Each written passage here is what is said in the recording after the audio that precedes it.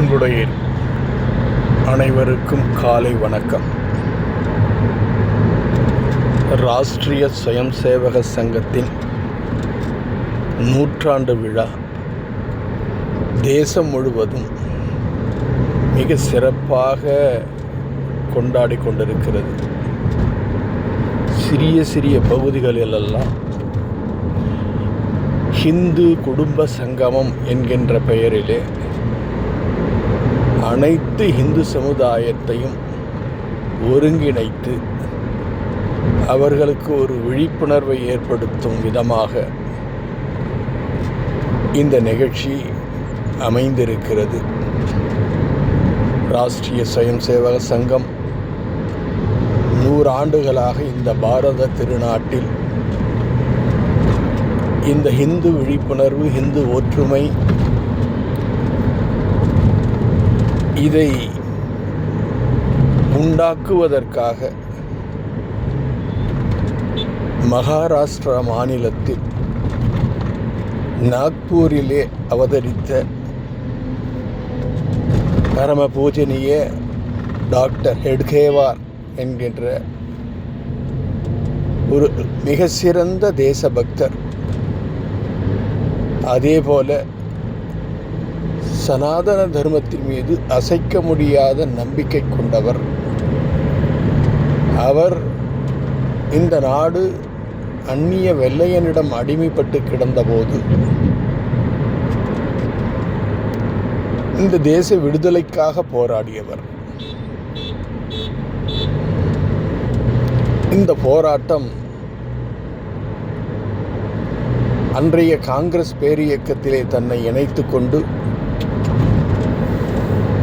பல போராட்டங்களிலே பங்கேற்று சிறை சென்றவர். அவர் மனதிலே ஒரு ஆழமான ஒரு சிந்தனை ஏற்பட்டது. இந்த பாரத திருநாடு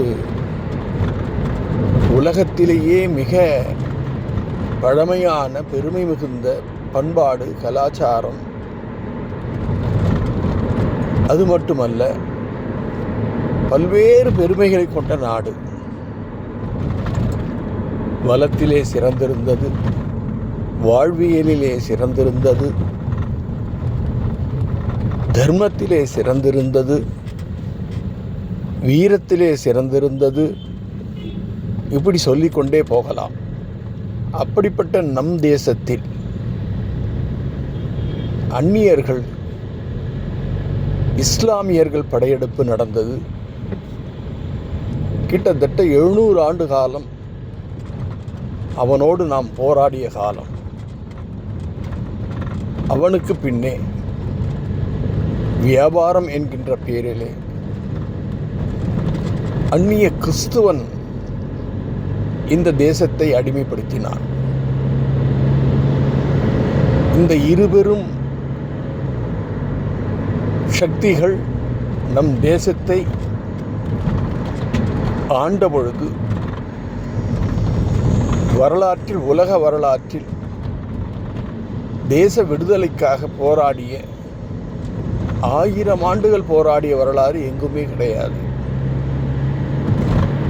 இந்த சூழ்நிலையில் பரமபூஜனீய டாக்டர்ஜியுடைய மனதிலே இப்படி சிறப்பு பெற்ற நாம் ஏன் அந்நியரிடம் அடிமைப்பட்டோம்? இப்படி ஒரு சிந்தனை எழுந்தது. தேசத்திற்காக போராடியவர்கள் எல்லோரும் எப்படி விடுதலை கிடைக்கும் என்று போராடிய பொழுது அவர்களோடு பங்கு பெற்று பின் அவர் மனதில் உதித்தது, நாம் ஏன் அடிமைப்பட்டோம்? மகாகவி பாரதி சொன்னது போல, அன்றைய காலத்தில் 30 கோடி முகமுடையால் சிந்தனை ஒன்றுடையால் என மகாகவி பாரதி கூறினார். 30 கோடி பேர் இருக்கக்கூடிய ஒரு மாபெரும் தேசத்தை வெறும் ஒரு கைப்பிடி அளவிலே அந்நியர்கள் 1000 ஆண்டு காலம் நம்மை ஆளக்கூடிய சூழ்நிலை ஏற்பட்டது ஏன்? இந்த கேள்வியினுடைய பயன் அப்படி தோன்றியதுதான் ராஷ்டிரிய ஸ்வயம் சேவக சங்கம் இந்த அமைப்பை சிறு மாணவர்களை ஒரு 15-20 பேர்களை கொண்டு நாக்பூரிலே, மகாராஷ்டிரா மாநிலத்திலே நாகபுரியிலே துவங்கிய இந்த ஆர்எஸ்எஸ் படிப்படியாக வளர்ந்து அவருடைய காலத்திலேயே தேசம் முழுவதும் ஆர்எஸ்எஸ் என்கின்ற பேரியக்கத்தினுடைய அமைப்பானது சென்றது. அவருக்கு பின்னால் வந்த பரமபூஜனிய குருஜி கோல்வல்கர் அவர்களுடைய சிந்தனையிலே பல்வேறு சிந்தனைகள், பல்வேறு துறைகள் கொண்ட அந்த துறைகளெல்லாம் சங்கத்தினுடைய பணி செல்ல வேண்டும் என்கின்ற எண்ணம் தோன்றியது. அந்த சிந்தனையின் விளைவாக சுயம் சேவகர்கள், பயிற்சி பெற்ற சுயம் சேவகர்கள் அவர்களால் துவக்கப்பட்ட அமைப்பு இன்று 40க்கும் மேலே உள்ளது. ஒவ்வொரு துறையிலும் இன்று சங்கம் ஒரு மிகப்பெரிய முத்திரையை பதித்திருக்கிறது. ஆனால் ஆர்எஸ்எஸ் என்கின்ற பேரியக்கம் ஒரு காரியத்தில் மட்டுமே அது கவனம் செலுத்தியது. இந்த 100 ஆண்டுகளில் 1 மணி நேரம், தினசரி 1 மணி நேரம் தேசத்திற்காக, தர்மத்திற்காக நாம் ஒன்று கூடுவோம் என சங்கத்தின் ஷாக்கா மூலம் அந்த 1 மணி நேரத்திலே உடல், மனம், புத்தி ஆகியவைகளுக்கு மிக சிறப்பானதொரு பயிற்சி அளிப்பது மட்டுமே ஆர்எஸ்எஸ்ஸின் வேலையாக தொடர்ந்து இந்த 100 ஆண்டுகளிலே செய்து கொண்டிருக்கிறது. அதன் பயன்தான் நான் சொன்ன இந்த 40 அமைப்புகளும் இன்று மிகப்பெரிய அளவிலே ஒரு ஆலமரம் போல, விருட்சம் போல பல்வேறு கிளைகளோடு பரவி மிக அற்புதமான ஒரு நிலையை எட்டியிருக்கிறது என்றால் அது மிகையாகாது. உலக நாடுகளே இன்று நம்மை நோக்கி வந்து கொண்டிருக்கிறது. காரணம், இந்த பாரத தேசத்தை ஆளக்கூடியவர் ஒரு சுயம் சேவகர். அவர் மனதிலே இருக்கிற சிந்தனைகளெல்லாம் இன்று நாடு முழுக்க எதிரொலித்து உலகமே வியந்து பார்க்கக்கூடிய அளவிலே, மிக மதிப்பு மரியாதையோடு இந்த தேசத்தை பார்க்கக்கூடிய அளவிலே உருவாக்கி இருக்கிறது என்றால் ஆர்எஸ்எஸ்னுடைய பணி மிக சிறந்த பணி. அது மட்டுமல்ல, எதெல்லாம் அடிமை சின்னங்களாக நம் தேசத்தில் இருந்ததோ அதையெல்லாம் மீண்டும் புனரமைக்க வேண்டும் என்கின்ற ஒரு நிலை ஏற்பட்ட பொழுது கிட்டத்தட்ட 500 ஆண்டு காலம் ஸ்ரீராமர் அவதரித்த, நம்முடைய சனாதன தர்மத்தின் அவதாரமாக அவதரித்த அவருடைய புண்ணிய பூமியில் அவருடைய திருக்கோயிலே இடித்து தரைமட்டமாக்கப்பட்டது. அதை மீட்பதற்கே 400 ஆண்டு காலம் போராடி இருக்கிறார்கள் நம்முடைய சனாதன தர்மத்தைச் சேர்ந்த இந்துக்கள். நாடு முழுக்க இருந்து இதற்கான போராட்டம் நடந்தது. இன்று மிக பிரம்மாண்டமான, அற்புதமான, மீண்டும் அதே அயோத்தியில் அந்த ராமபிரானுக்கு அற்புதமான திருக்கோயிலை கட்டி பெருமைப்படுத்தி இருக்கின்றார்கள். அது மட்டுமல்ல, சமீபத்திலே அந்த திருக்கோயிலின் விமானத்தின் உச்சியிலே நம்முடைய தேசத்தினுடைய தர்மக்கொடி, காவிக்கொடி, அதை ஏற்றினார்கள் நம்முடைய பாரத பிரதமரும் ராஷ்டிரிய சுயம் சேவக சங்கத்தினுடைய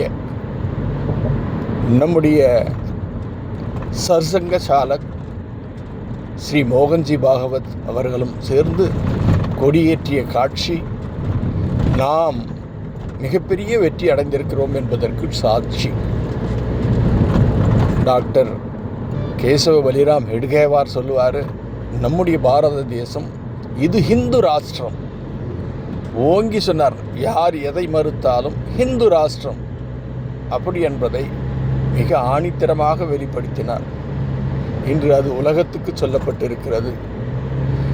பல பேர் அந்நிய ஆங்கிலேயனுடைய ஆட்சியிலே நம் தேசத்தினுடைய மிக பழமையான வரலாற்றுகளை எல்லாம் திரித்து கூறி அந்த வரலாற்றுகளை நம்முடைய பெருமைகளெல்லாம் மறைத்து இந்த தேசத்திற்காக வாழ்ந்த பெரியோர்கள், ஆழ்வார்கள், நாயன்மார்கள், எண்ணற்ற மகான்கள் அவதரித்த அவர்களுடைய பெருமைகளெல்லாம் மறைக்கப்பட்டது. இந்த 1000 ஆண்டுகளிலே இந்த அந்நிய படையெடுப்பினாலே நாம் எந்த அளவிலே பாதிக்கப்பட்டோம் என்பது மறைக்கப்பட்டது. அதன் விளைவாக இந்த தேசத்திலே இருக்கக்கூடிய சிறுபான்மை என்கின்ற இனத்தை சார்ந்த இஸ்லாமிய கிறிஸ்தவர்களை கூட இந்த தேசத்திற்கு எதிரானவர்களாக மாற்றியிருக்கிறது. இந்த தேசத்தில் இருக்கக்கூடிய இஸ்லாமிய கிறிஸ்தவர்கள் அவர்கள் அந்நியர்கள், நம்முடைய உடன்பிறப்புகள், நம்மோடு வாழ்ந்தவர்கள். காலத்தின் சூழ்நிலையிலே அவர்கள் மதம் மாறினார்கள். மதம் மாறினாலும் அவர்கள் இந்த தேசத்தவர்கள், இந்த பண்பாட்டைச் சேர்ந்தவர்கள், இந்த கலாச்சாரத்தைச் சேர்ந்தவர்கள் என்பதை உணராமல் அரசியல்வாதிகள் சொல்லக்கூடிய பொய்யான தகவல்களை எல்லாம் தவறாக புரிந்து கொண்டு இன்று அவர்கள் நமக்கு எதிராக நிற்கக்கூடிய ஒரு சூழ்நிலை ஏற்பட்டிருக்கிறது. ஆகவே இந்த நூற்றாண்டு விழா என்பது இந்த பாரத தேசத்தில் இருக்கக்கூடிய அத்தனை சமுதாய மக்களையும் நாம் ஒருங்கிணைக்க வேண்டும். ஜாதியின் பெயராலே, மொழியின் பெயராலே, அரசியல் கட்சிகளின் பெயராலே, மதத்தின் பெயராலே பிரிந்து கிடக்கிற அத்தனை பாரதியர்களையும் ஒருங்கிணைக்க வேண்டும். அப்படி ஒருங்கிணைக்கக்கூடிய ஒரு மாபெரும் சக்தி அதுதான் நம்முடைய சனாதன தர்மம். அந்த சனாதன தர்மம் சமதர்ம சமபாவனை என்று சொல்லக்கூடியது. இந்த சனாதன தர்மம் வசுதைவ குடும்பகம் என்கின்ற மிக அற்புதமான வழிமுறையை கொண்டது. இது உலகுக்கு புரிந்துவிட்டது. ஆனால் நம்முடைய பாரத தேசத்தில் வசிக்கக்கூடிய பெரும்பான்மை பாரதியர்களாக இருக்கக்கூடியவர்கள் எல்லாம் அவர்கள் இன்னும் புரியவில்லை. அவர்களுக்கு புரிய வைப்பதற்காகத்தான் இந்த நூற்றாண்டு விழாவிலே நாம் இந்து சங்கமம் என்கின்ற அளவிலே நாடு முழுக்க இந்த அற்புதமான செய்தியை வீடுதோறும் கொண்டு செல்ல வேண்டும். சங்கத்தினுடைய 5 விதமான பஞ்ச பரிவர்த்தனை என்கின்ற ஒரு அற்புதமான விஷயங்களை வீடுதோறும் கொண்டு செல்ல வேண்டும். இந்த பாரதத்தில் பிறந்த ஒவ்வொருவரும் இந்த 5 விதமான விஷயங்களை ஒவ்வொருவரும் தங்களுடைய வீடுகளிலிருந்து, தன்னிலிருந்து துவங்க வேண்டும் என்பது RSSனுடைய செய்தி. ஒன்று, சமுதாய நல்லிணக்கம். நான் ஏற்கனவே சொன்னது போல சமதர்மம் சமபாவனை. ஆகவே இங்கே மதம் ஒரு பெரிய விஷயம் அல்ல. வழிபாடு எது வேண்டுமானாலும் இருக்கலாம். ஆனால் நாமெல்லாம் பாரதியர்கள் என்ற சிந்தனை உருவாக வேண்டும். அந்த சிந்தனையை எல்லோரிடத்திலும் கொண்டு செல்ல வேண்டும். நாம் யாருக்கும் எதிரிகள் அல்ல என்பதை உணர வேண்டும். இங்கு இருக்கக்கூடியவர்களெல்லாம் மதம் மாறியவர்களெல்லாம் மீண்டும் தாய்மதம் திரும்ப வேண்டும். தாய்மதம் திரும்பவில்லை என்றாலும் கூட அவர்கள் ஏற்றுக்கொண்ட வழிபாட்டை நாம் மறுக்கவில்லை. ஆனால் கலாச்சாரத்தில், பண்பாட்டினாலே நாமெல்லாம் பாரதியர்கள் என்று உணர வேண்டும். இந்த சமதர்ம சமபாவனை என்பது இங்கு இருக்கக்கூடிய இஸ்லாமியர்கள் மத்தியிலும் கொண்டு செல்ல வேண்டும்.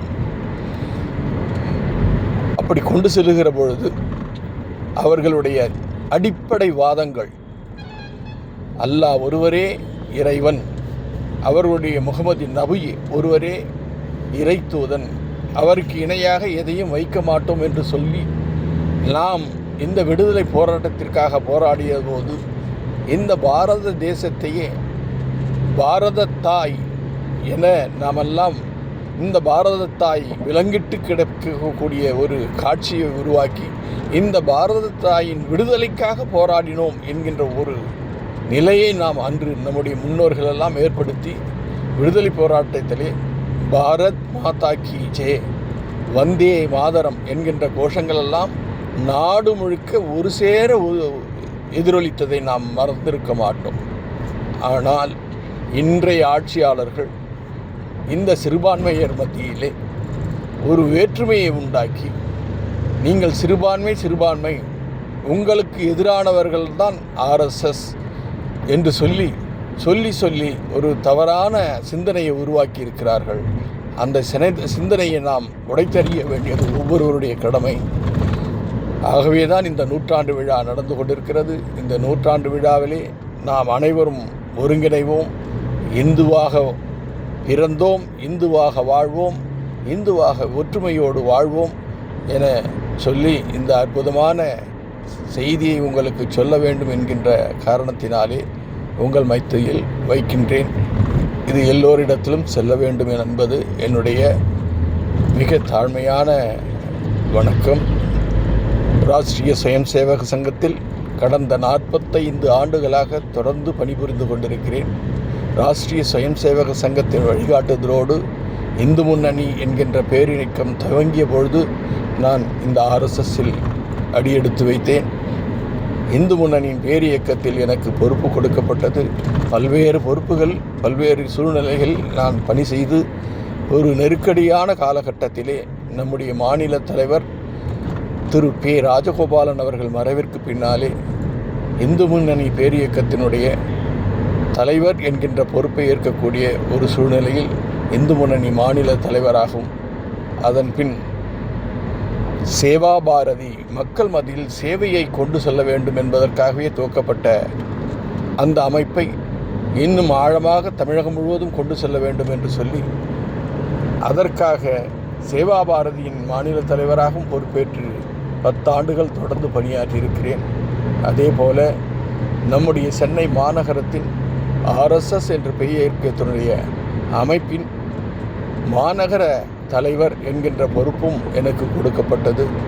தற்போது நாடு முழுக்க உள்ள சபரிமலை செல்லக்கூடிய ஐயப்பமார்கள் ஒரு மாபெரும் சக்தி. அந்த மாபெரும் சக்தியை, இந்து சக்தியை ஒருங்கிணைக்க வேண்டும், ஐயப்பமார்களை ஒருங்கிணைக்க வேண்டும், ஐயப்ப குருமார்களை ஒருங்கிணைக்க வேண்டும் என்கின்ற ஒரு உயரிய நோக்கத்துக்காக சங்கத்தின் வழிகாட்டுதலோடு உருவாக்கப்பட்ட ஒரு மாபெரும் அமைப்பு. 4 தென் மாநிலங்களே துவங்கிய அந்த அமைப்பு இன்று நாடு முழுக்க வியாபித்து ஒரு அகில இந்திய அமைப்பாக இன்று உருவாகி இருக்கிறது. அது மட்டும் இல்லை, உலக நாடுகளிலே கிட்டத்தட்ட 8 நாடுகளிலே நம்முடைய அமைப்பு சென்றிருக்கிறது. குறிப்பாக சபரிமலை வரக்கூடிய ஐயப்ப பக்தர்களுக்கு தேவையான சேவைகள், மருத்துவ சேவை, குடிநீர், நல்ல சத்தான உணவு, இப்படி போன்ற பல சேவைகளை தொடர்ந்து நாம் செய்து கொண்டிருக்கிறோம். அது மட்டுமல்ல, சபரிமலை என்கின்ற புண்ணிய க்ஷேத்திரத்திற்கு அந்நியர்களாலே, அந்நிய சக்திகளாலே இன்றும் நிறைய அச்சுறுத்தல்கள்.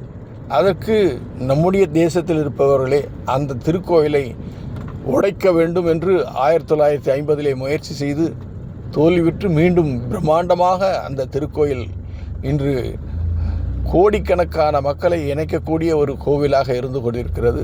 அப்படிப்பட்ட லட்சோபலட்ச அந்த ஐயப்பமார்களை ஒருங்கிணைத்து அந்த திருக்கோவிலினுடைய புனிதத்தை பாதுகாக்க வேண்டும் என்கின்ற நோக்கத்தோடு துவக்கப்பட்ட அமைப்பு இன்று அந்த காரியமும் வெற்றிகரமாக நடந்து கொண்டிருக்கிறது என்பதை மகிழ்ச்சியோடு இந்த நேரத்திலே சொல்லிக் கொள்வதில் பெருமை கொள்கின்றேன்.